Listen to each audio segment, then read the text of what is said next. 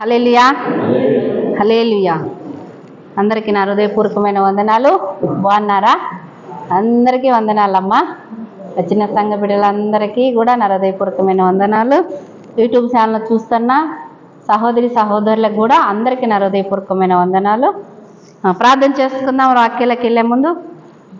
స్తోత్రం యేసయ్యా, పరిశుద్ధుడా, మహోన్నతుడా, మీకు వందనాలు యేసయ్యా. మీరు మరుగుపరుచుకొని నీ దాసురాలను పడి నన్ను నీ వాక్కు రిలీజ్ చేసి నాతో మాతో మన అందరితో కూడా మీరు మాట్లాడి మహిమ పొందమని యేసు నామములో అడిగి వేడుకుంటాను నా ప్రియ తండ్రి. ఆమేన్ ఆమేన్. హల్లెలూయా హల్లెలూయా.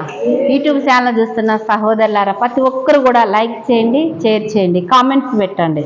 ఎందుకంటే అనేకమైన ప్రజలు చూడాలి కాబట్టి మీరు లైక్ చేయండి, కామెంట్స్ పెట్టండి. ఓకేనా? సరే, వాక్యాలకు వెళ్దాం. మలాకీ గ్రంథం 7వ వచనం. మలాకీ గ్రంథము 3వ అధ్యాయము 7వ వచనం చదివి వినిపించండి.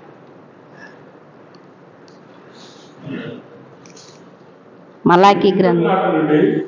మీరు నా కట్టడలను గైకొని వాటిని తుడిచివేసి, అయితే మీరు నా తప్పు తిరిగిన ఎడల నేను ఈ తప్పు తిరుగుదనని సన్నిధిలో చెప్పేవసరమేగా. మేము దేని విషయంలో తిరుగుదమని మీరందరూ, మానవుడు దేవుని యొక్క దొంగిలినా, అయితే మీరు నా యొక్క దొంగిలి. దేని విషయంలో మేము మీ యొక్క దొంగిలించమని మీరందరూ 10వ భాగం ప్రతిష్టాపనలో ఇయ్యక ఈ జనులందరూ నా యొక్క దొంగిలించుతూనే ఉన్నారు, శాపగ్రస్తులై ఉన్నారు. నా మందిరముల ఆహారం 10వ భాగం మీరు నా మందిరపు నిధిలోనికి తీసుకుని రండి. దీన్ని చేసి మీరు నన్ను శోధించిన ఎలా నేను ఆకాశపు వాక్యంలో నింపి చాలండి. మీ పితరుల కాలంలో నుండి నా కట్టడాలని మీరు గైకొనుడి. ఎందుకు పితరుల కాలం నుంచి అని అంటే గై కొనక ఉన్నారు, అయితే గైకొనుడి అని యేసయ్య చెబుతూ ఉన్నాడు. పితరుల కాలం అంటే మన తాతల ముత్తాతలు, ఇంకా మనం అసలుకి ఉన్నామో లేమో అప్పటి కాలం నుంచి కూడా యేసయ్య మాట కొంతమంది ఆ కాలంలో కొంతమంది విన్నారు, వినలేదు. కాబట్టి మీరు ఇంకా అదే కంటిన్యూగా చేస్తూ ఉన్నారు. కానీ మీరు నా మాట గై కొనుడి అంటే గై కొనక ఉన్నారు. మీరు నా మాట వినండి.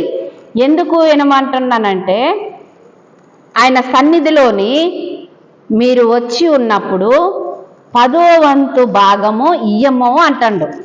అర్థమైందా? 10వ వంతు భాగం మీరు ఇవ్వకుండా మీరు ఏం చేస్తున్నారంటే దొంగిలిస్తున్నారంట. అర్థమైందా? మనం అనుకుంటాం కదా, మనమే ఏంటి దొంగిలించేది ఏంటి, మా డబ్బులు మేము కష్టపడుతున్నాం, మాకు గవర్నమెంట్ ఇస్తుంది, మేము కష్టాలు చేస్తాం, మేము పనులు చేసుకుంటున్నాయి, మరి మా సొమ్ము కదా, మేము ఎక్కడ దొంగిలిస్తున్నా, దేవుడు మాకు పొలం ఇచ్చాడు కదా, పొలం మాది, ఇల్లు మాది, ఆస్తి మాది, సమస్తమ్మ మాదే కదా, 10వ వంతు భాగం నన్నీవని దొంగిలించవని అంటున్నారని మీరు అనుకుంటారంట. అర్థమైంది? అది కూడా ఉంది బైబిల్ గ్రంథంలో. ఇలాగని మీరు అనుకుంటారు. భూమి ఇచ్చింది ఎవరు? దేవుడు. భూమికి పంట ఇచ్చేది ఎవరు? దేవుడు. నువ్వు విత్తనాలు చల్లి పిరికడ విత్తనాలు చల్లి బయటకు వచ్చినప్పుడు ఆ మొలక రావటానికి కారణం ఎవరు? దేవుడు. ఆ సమయాల్లో మంచుని, ప్రకృతిని, ఎండని, గాలిని సమస్తము ఇచ్చింది ఎవరు? దేవుడు. మరి నువ్వు మొక్క రాగలానే పోయి నీ చేతనైంది ఇప్పుడు బోర్లు వచ్చినాయి. అర్థమైందా? మరి దానికి కావాల్సిన వాటర్ ఇచ్చేది ఎవరు? దేవుడు. మరి నువ్వు పోయి చూసుకోవటానికి రావటానికి నీకు ఆరోగ్యం ఇచ్చింది ఎవరు? దేవుడు. అర్థమైందా? మరి ఇవన్నీ ఇచ్చిన యేసయ్య మరి నువ్వు పోయి నాటేసి వస్తావు, దాన్ని మొక్కని ఇంత వృద్ధి కలగజేసేది ఎవరు? యేసయ్య. అర్థమైందా? దానికి కావాల్సింది ఆయన చూస్తూ ఉన్నాడు. నువ్వన్నా మర్చిపోతావో కానీ ఆయన మాత్రం మర్చిపోయేవాడు కాదు. నువ్వు వేసిన పంటకి కాపుదాలు ఉండేది ఎవరు? మీకు తెలుసా? దానికి కావాల్సిన ఆహారం నా బిడ్డలు వేసుకున్నారని ఆయన అన్ని రకాల సమకూరుస్తూ ఉన్నాడు. ఎవరు? దేవుడు. మరి మనం ఏం చేస్తున్నాం? హల్లెలూయా. మనం ఏం చేస్తున్నాం చెప్పాలి. యేసయ్యకి ఇస్తే ఏమవుతుంది? ఈ పాస్టర్ వాళ్ళకి వీళ్ళకి ఇస్తే ఏమవుతుంది? ఎందుకు పెట్టాలి? అర్థమైందా? అది నెక్స్ట్ మీది. పెట్టే వాళ్ళని దేవుడు కంపల్సరీగా ఆశీర్వదిస్తాడు, అందులో ఎటువంటి తేడా లేదు. ఇచ్చే వాళ్ళకి ఖచ్చితంగా వాళ్ళ హృదయం ఏంటో వాళ్ళేంటో దేవుడికి ఖచ్చితంగా తెలుసు, వాళ్ళని ఖచ్చితంగా ఆశీర్వదిస్తాడు. కానీ ఈయన పరిస్థితి ఏమంటాడు అని అంటే, మీరు దొంగతనం చేస్తున్నారు నా దగ్గర. చదవండి అండి, చదవండి. ఈ జనులు నాకు దొంగిలిస్తూనే ఉన్నారు, శాపగ్రస్తులై ఉన్నారు. నా మందిరం పదవ భాగంలో మీరు నా మందిరం నిధులని తీసుకోవాలని ఉద్దేశించి నన్ను మీరు శోధించిన ఎడల నేను ఆకాశపు వాటిని చూపి. హల్లెలూయా. చాలండి. 10వ వంతు భాగము ఆ మందిరంలో ఉండాలంట, ఆయన సన్నిధిలో ఉండాలంట. అర్థమైందే? మీరు దొంగిలిస్తున్నారు, మీరు నాకు పెట్టడానికి పిసినారితనం చేస్తున్నారు, నా మందిరంలో తీసుకురావటానికి పిసినారితనం చేస్తున్నారు. మీకు లేదా? మీరు ఇచ్చి నన్ను శోధించండి. మీరు ఫస్ట్ నాకు ఇవ్వండి. శోధించటం అంటే ఇప్పుడు మన వాళ్ళు ఉన్నారు కొంతమంది వడ్డీలకి ఇస్తున్నారు. వడ్డీలకి ఇస్తుంటే ఇచ్చిందా కూడా వాళ్ళని పీకుతారు. డబ్బులు ఎప్పుడు వేస్తావు, ఎన్నో తారీఖు ఇస్తావు, ఫలానా రోజు అని డేట్లు పెడతారు. ఆ డేట్కి ఇవ్వకపోతే నువ్వు ఊకుంటావా? అస్సలు. ఎందుకు? సొమ్ము ఎవరిదే? నీదే కదా. సొమ్ము నీదే కదా. సొమ్ము నీది కాబట్టి, సొమ్ము ఆయన కాదు కాబట్టి, నీ దగ్గర తీసుకున్నాడు కాబట్టి నువ్వు డిమాండ్ చేసే హక్కు నీకుంది. ఉందా లేదా? డిమాండ్ చేసే హక్కు నీకుంది కదా. మరి దేవునికి లేదా? మీరు చెప్పండి, దేవునికి లేదా హక్కు? మరి ఆయన ఇంత నీకు ఆరోగ్యం ఇచ్చి పిండముగా ఉన్నప్పుడు విచిత్రంగా నిర్మించి ఉన్నాడు. పొద్దున ఒక పాట పాడుకున్నాం, పిండముగా ఉండగానే అదేంటి, సారీ క్షమించండి, ఆ పాట నాకు గుర్తులేదు. ఎందుకనంటే, నన్ను చోచువాడా, నన్ను కాచువాడా, పరిశీలించి తెలుసుకున్నావు, చుట్టూ నన్ను ఆవరించాము, కూర్చుండుట నిన్ను లేచి ఉండుట బాగుగా ఎరిగే ఉన్నావు రాజా, బాగుగా ఎరిగే ఉన్నావు. హల్లెలూయా. దానికి ఇంకో పల్లవి ఉంటుంది. కానీ కూర్చుండుట, లేచి ఉండుట బాగుగా ఎరిగి ఉన్న దేవుడు. అర్థమైందా? బాగుగా ఎరిగి ఉన్నాడు. మరి నువ్వు అలాగ దొంగిలిస్తే మరి నువ్వు నీ దృష్టికి నువ్వు మంచిదానివే. నీ డబ్బును నీకు రావటానికే నువ్వు అంత ధైర్యంగా పోయి వేరే వాళ్ళని అడుగుతూ ఉంటావు కదా. మరి దేవుని సొమ్ము, దేవుడిచ్చిన స్వాష్టము, దేవుడిచ్చిన ఆశీర్వాదము, దేవుడిచ్చిన భూమిని, దేవుడిచ్చిన ఆరోగ్యము మనము పండించుకొని తింటున్నాము. అవునా? హల్లెలూయా. ఆయన ఇచ్చింది మనము అనుభవిస్తున్నాము. అర్థమైందా? ఆయన ఇచ్చింది మనం అనుభవిస్తున్నాము. ఆయన ఇచ్చింది మనం అనుభవించుకుంటూ ఆయన మందిరంలోకి తేవటానికి పిసినారితనం చేస్తున్నాము. ఏమంటాడు? మీరు చదవండి, చదవండి, ఒకసారి చదవండి.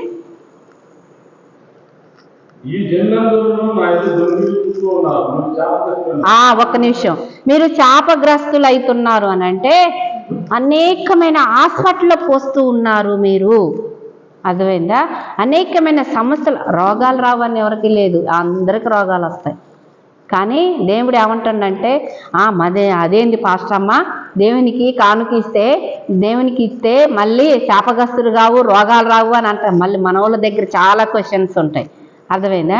యేసయ్యే శ్రమ అనుభవించి ఉన్నాడు, కానీ మీరు ఇచ్చేదేదో నమ్మకంగా ఉండి ఇవ్వమంటున్నాడు యేసయ్య.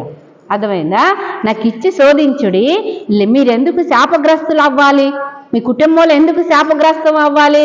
శాపాలు ఎందుకు తెచ్చుకోవాలి? ఇవ్వకుండా మీరు దొంగలు అంటుండో, శాప మీ మీదకి వస్తుందని అంటుండో. ఇవన్నిటిని తప్పించాలంటే ఆయనకి ఇచ్చే ప్రార్థన చెయ్యాలంట. నేనేమన్నా కల్పించుకొని చెబుతున్నానా? మీరు చెప్పండి. నేను ఇంటికాడ వాక్యం ప్రిపేర్ అయింది ఒకటి, నాకు బైబులే సాక్ష్యం. అర్థమైందా? నేను ఇంటికాడ నేనొకటి ప్రిపేర్ అయ్యాను, కీర్తన గ్రంథం ప్రిపేర్ అయ్యాను. రాత్రి పొద్దున ఏడుకు వచ్చిన కాడ నుంచి ప్రార్థన చేసుకున్నాక నాకు తెలియకుండానే నా మనసు దేవుడు మరి ఎందుకు తిప్పాడో నాకు తెలియదు. మీరు నమ్మండి, లేకుంటే లేదు. హల్లెలూయా. ఎవరితో మాట్లాడాలనుకుంటుండో నాకు తెలియదు, ఆయన నాతో కూడా మాట్లాడవచ్చు. అర్థమైందా? కానీ అది ఆయన మాట్లాడేవాడు, ఆయన గద్ది తన పిల్లల్ని సరి చేసుకునేవాడు. అర్థమైందా? శాపాలు మన మీదకి రాకుండా ఉండాలంటే ఆయన మందిరంలోని 10వ వంతు భాగం. ఎందుకంటే అనేకమైన ప్రజలు వచ్చి ఉన్నప్పుడు, ఎవరన్నా వచ్చి ఉన్నప్పుడు, ఆకలితో వచ్చి ఉన్నప్పుడు ఆయన మందిరంలో సమృద్ధిగా రైస్ కానీ అన్నీ కానీ, పాతకాలంలో అయితే కొత్తిమీరతో సహా ఉప్పు పప్పు సమస్తం కూడా మందిరంలో దశంభాగాలు తీసుకొచ్చి మందిరంలోని ఇచ్చి ఉన్నారు. ఇచ్చి ఉన్నప్పుడు వారు దీవించబడ్డారు. కింద చదవండి. నా మందిర ఆహారం 10వ భాగమందు మీరు నా మందిర నిధులకు తీసుకొని రండి. దీన్ని చేసి మీరు నన్ను శోధించిన యెడల నేను ఆకాశపు వాక్యంగా నింపి పట్టణాలకు విస్తారంగా దేవులకు ముమ్మరించదనని సైన్యంలో కలిపి అవసరిస్తున్నారు. ఆమేన్. హల్లెలూయా. అర్థమైందా? సమృద్ధిగా ఉండాలంట. ఇంకెంద చదవండి, ఇంకా కింద చదవండి. హల్లెలూయా.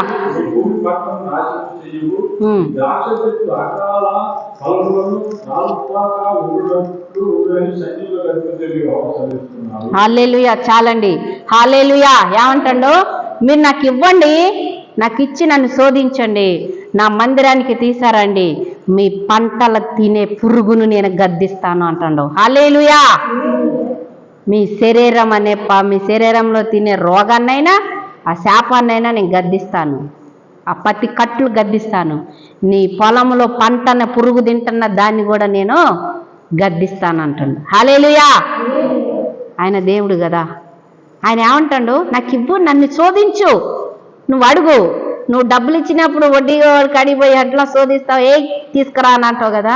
దేవుణ్ణి, అయ్యా నాకు ఇవ్వు, నేను నీకు ఇచ్చాను, నాకు ఇవ్వు, నేను నీకు ఇచ్చాను, నాకు ఇవ్వు అని మన తండ్రిని అడిగే అధికారము మనందరికీ కూడా ఉంది అంటాడు.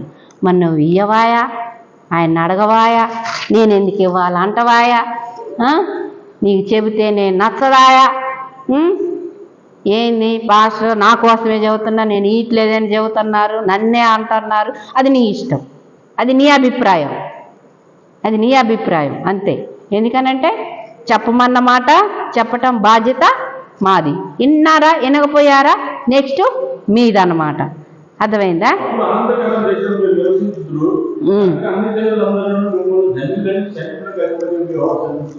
హల్లెలూయా. అన్ని జనులందరూ అంట మిమ్మల్ని ధన్యులు అంటారంట. అర్థమైందా? ఎందుకు అంటారంటే నీ క్రియలు, నువ్వు చేసే పని, నీ మందిరానికి వచ్చే ధాన్యము, ఆడ దేవుడు నీ పక్షంగా ఉండి వాళ్ళందరిని కూడా నీ వైపు తిప్పుతాడంట. నువ్వు ధన్యురాలువు అని అందరూ కూడా అంటారంట.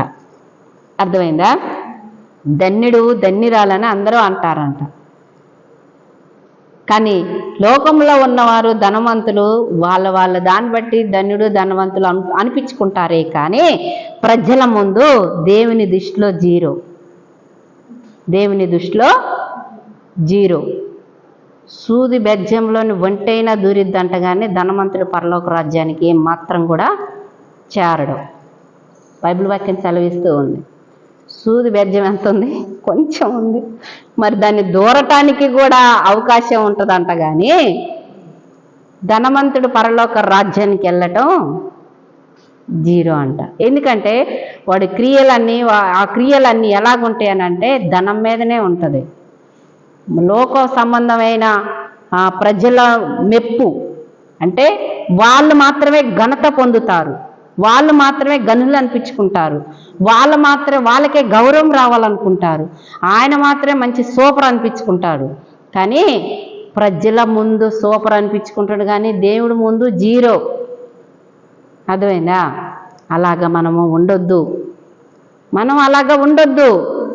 కానీ మనం ఇచ్చే ఆశీర్వాదము దేవుడు మందిరంలోనే సమృద్ధిగా తీసుకురావాలి.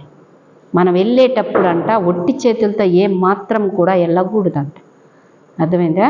ఒట్టి చేతులతో రాకూడదు. ఆయనకి మనం ఇవ్వాలి, ఆయన మనం అడగాలి, ఆయనకి మనం తీసుకురావాలి, ఆయన మనం అడగాలి. ఒక్కళ్ళ ఇద్దరా అవన్నీ నెక్స్ట్ తర్వాత అలా నీ క్రియలు ఎలాగున్నాయి? నువ్వు వేరే వాళ్ళ మాటలు వింటున్నావా? వేరే వాళ్ళు చెప్పినవి వింటున్నావా? లేకుంటే నీ ప్రవర్తన బాగలేదా? ఎలా ఉన్నదన్నది ఆయన నన్ను చోచువాడా, నన్ను కాచువాడా. ఆయన ప్రతిదీ చూస్తూ ఉంటాడు. ప్రతి నిమిషం కూడా చూసేవాడే. నిన్ను కాస్తూ ఉంటాడు.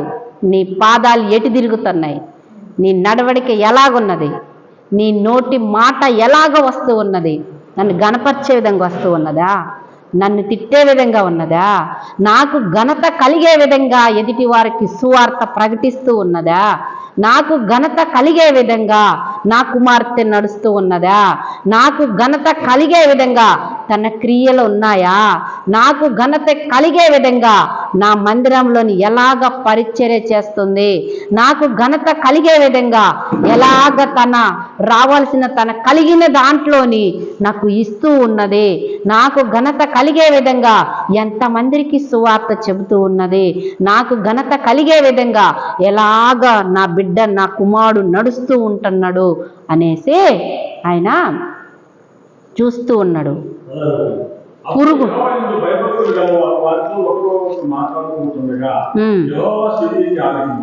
మెయిన్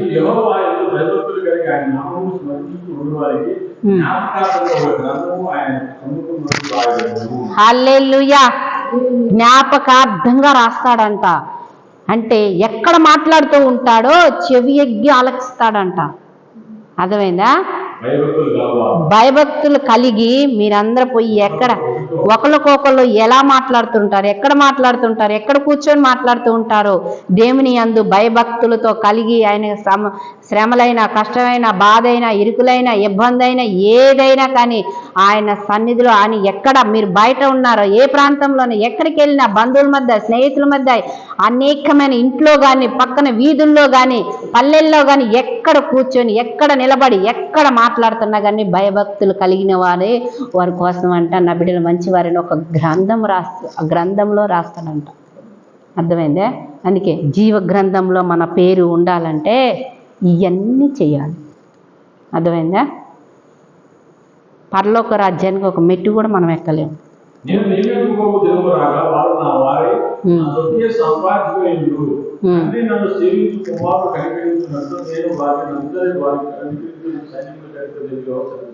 హల్లెలూయా. అందరిని కూడా ఆయన కనికరిస్తాడంట. తండ్రి స్వకీయ సంపాద్యమై సొంత బిడ్డలై. ఇప్పుడు సొంత తండ్రి ఎలాగా తప్పు చేస్తే క్షమిస్తాడు?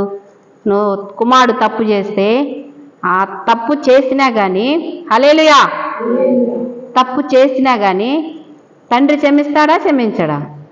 తల్లి క్షమిస్తుందా? క్షమించదా? నేను అలాగే. కానీ తండ్రి తల్లి అన్న క్షమిస్తారో క్షమించరో, కానీ జీవం కలిగిన యేసయ్య మాత్రం క్షమిస్తాడు. హల్లెలూయా.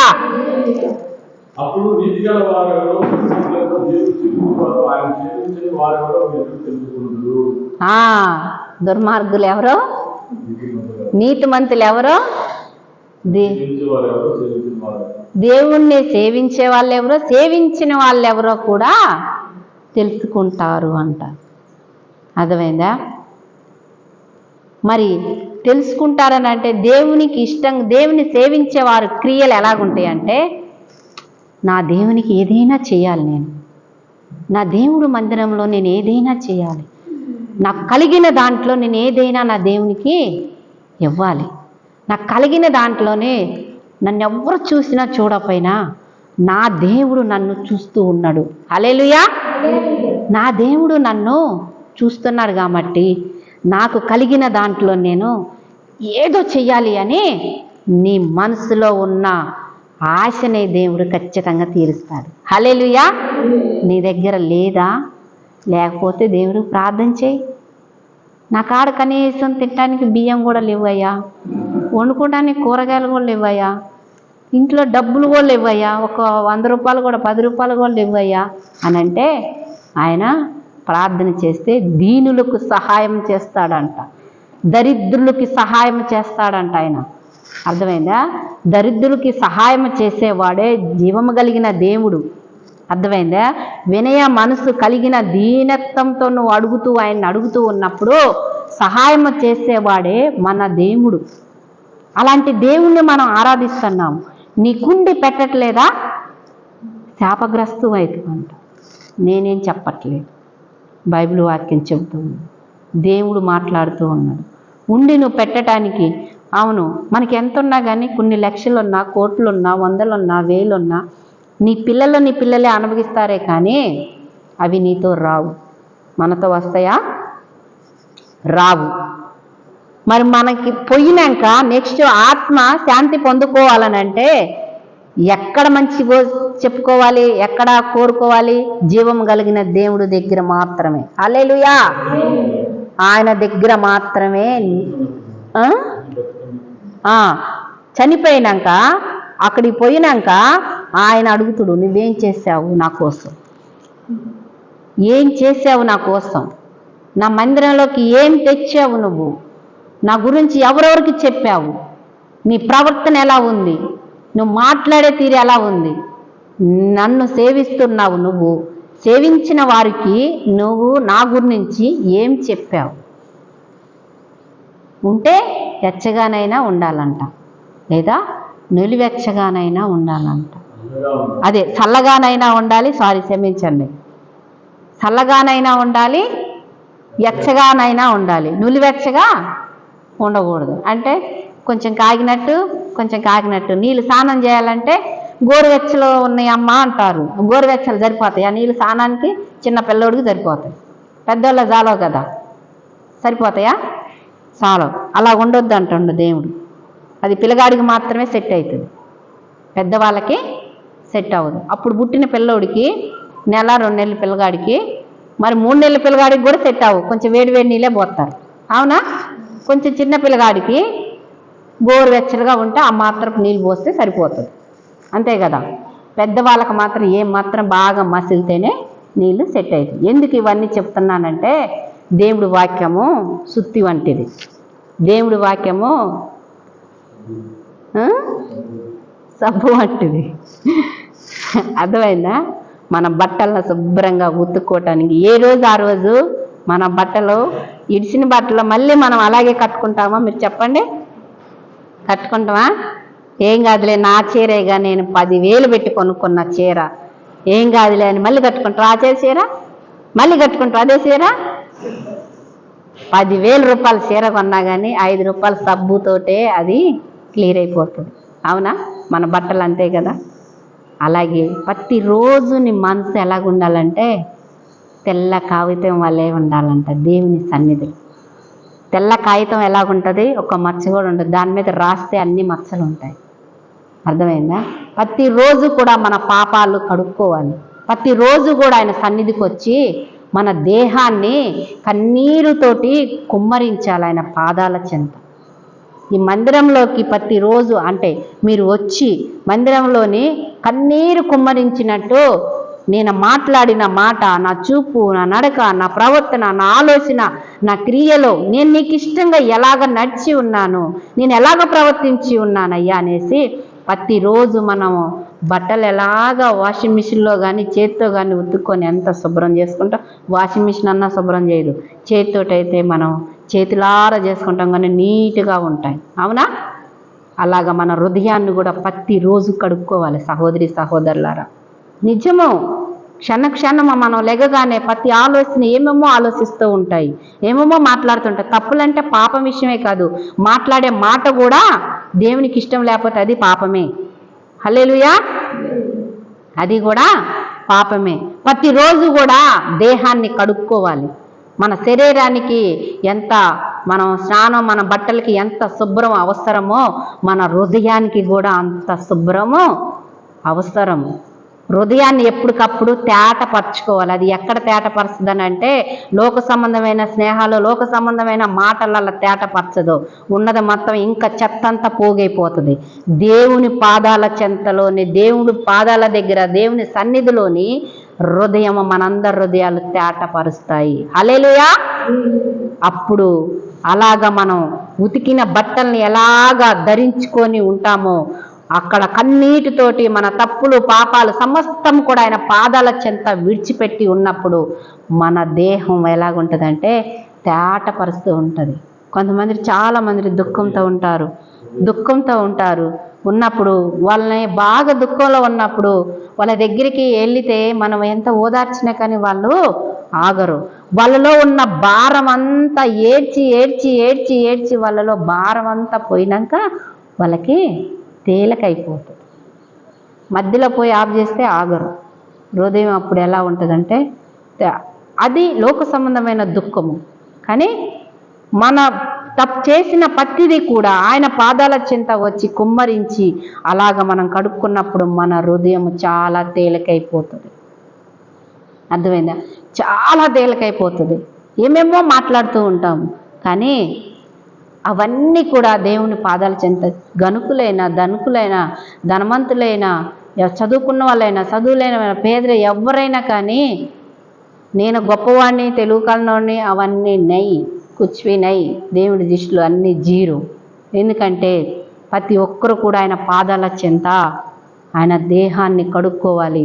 అలాగ ఉండి ఆయన మందిరంలో కావలసిన సమృద్ధి ఆహారము కావలసిన ఆశీర్వాదము నువ్వు తీసుకొచ్చి ఇస్తే నీ పంట తినే పురుగును కూడా గద్దిస్తాడు. నీ దేహంలో ఉన్న ప్రతి రోగాన్ని కూడా గద్దిస్తాడు. ప్రతి దానికి కూడా ఆయన ఇస్తాడు. ఎందుకనంటే ఆయన గద్దిస్తే ఏది కూడా దగ్గరికి రాదు. అర్థమవుతుందా? మనం కొన్నిసార్లు మన పిల్లల్ని ఏమో గద్దిస్తూ ఉంటే దగ్గరికి వస్తాడు. అవి లోక సంబంధమైన శరీరానికి రావాల్సిన కీడును గద్దిస్తే రాదు. పంటకు కావాల్సిన కీడును గద్దిస్తే అది ఏది కూడా పంట సమృద్ధిగా వస్తుంది. ఎందుకంటే దేవుడిచ్చే ఆశీర్వాదము ఐశ్వర్యం ఇస్తుంది అనమాట. ఆయన ఇచ్చే ఆశీర్వాదము ఐశ్వర్యవంతులు అవుతారు. అర్థమైందా? ఆయన దీవిస్తే గొప్పవాళ్ళు అవుతావు. దినదినము వృద్ధి కలిగిద్ది అనమాట. లోక సంబంధమైన ఆశలో అవన్నీ కాదు. అన్నీ కావాలి మనిషికి లేకుండా ఏదీ లేదు. తినటానికి ఆహారం, ఉండటానికి గృహం, కట్టుకోవడానికి బట్టలు కావాల్సిన అన్నీ కూడా కావాలి. అవన్నీ కూడా నేను ఇస్తాను అంటున్నాడు. అవన్నీ ఇచ్చి నన్ను శోధించిన ఎడల నేను ఆకాశ తూములు ఇస్తాను. నువ్వు ప్రతిదీ కూడా నువ్వు దేవుని దృష్టిలో దొంగగా ఉండవద్దు, దేవుని దృష్టిలో వినయత కలిగి ఉండాలనేసి ప్రభు పేట మిమ్మల్ని అందరినీ కోరుతున్నాను. ఈ మాటలు వింటారో అర్థం చేసుకుంటారో వ్యర్థం చేసుకుంటారో నెక్స్ట్ మీ ఇష్టం, నాకు తెలియదు. ఓకేనా? ప్రార్థన చేసుకుందాం. స్తోత్రం యేసయ్యా, పరిశుద్ధుడా, మహోన్నతుడా, మీకే వందనాలు. నీ కుమార్తెను నన్ను మరుగుపరుచుకొని అయా మీరు మాట్లాడినందుకు వందనాలు యేసయ్యా. ఏ ఒక్కరు కూడా ప్రభు ఈ మాట చెవుని అయ్యా పెడచెవుని పెట్టకుండా హృదయం అనే పలక మీద రాసుకొని ధ్యానిస్తూ నీకు మహిమకరంగా మేమందరం ఉండే కృప మీరు ఇస్తారని నమ్ముతూ మీ సహాయము మాకు దయచేయమని వింటున్న ప్రతి బిడ్డలకు కూడా అట్టి కృప మీరు అనుగ్రహిస్తారని నమ్ముతూ యేసుక్రీస్తు నామములో ప్రార్థించి స్తుతించి అడిగి వేడుకుంటున్నా ప్రియ తండ్రి. ఆమేన్, ఆమేన్. అందరికీ నా హృదయపూర్వకమైన వందనాలు. మరొకసారి చెబుతున్నా, యూట్యూబ్ ఛానల్ చూస్తున్నవారు కామెంట్స్ పెట్టండి, షేర్ చేయండి. అర్థమైందా? అందరికీ తెలియపరచండి. ఓకేనా? Praise lord.